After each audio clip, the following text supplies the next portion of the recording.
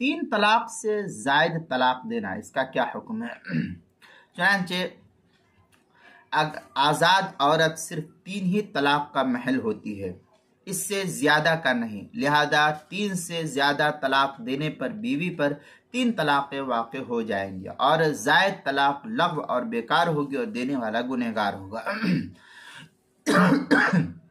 چنانچہ اس سلسلے میں مصنف عبدالرزاق میں ہے، ان داؤد بن عبادۃ بن صامت رضی اللہ تعالیٰ عنہ قال طلق جدی امرأته له 1000 تطلیقہ فانطلق ابی الى رسول اللہ صلی اللہ علیہ وسلم فذكر ابا الى رسول اللہ صلی اللہ علیہ وسلم فذكر ذلك له فقال النبي صلی اللہ علیہ وسلم اما اتقى الله جدك اما 3 فله اما 997 فعدوان وظلم۔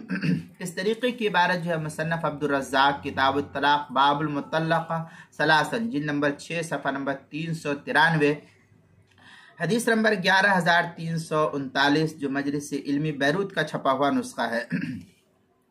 فتاوی قاضی خان میں ہے، رجل قال لامرأتی 1000 طلاق تو بکی کردم قالوا یقع الثلاث کأنہ قال طلق ثلاثا بدفعة واحدة۔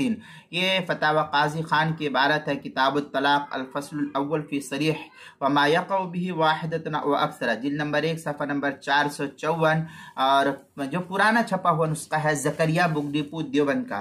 فتاوی ہندیہ اس کے کتاب الطلاق پہلی جلد صفحہ 380، یہ پرانا چھپا ہوا نسخہ ہے فتاوی ہندیہ کا۔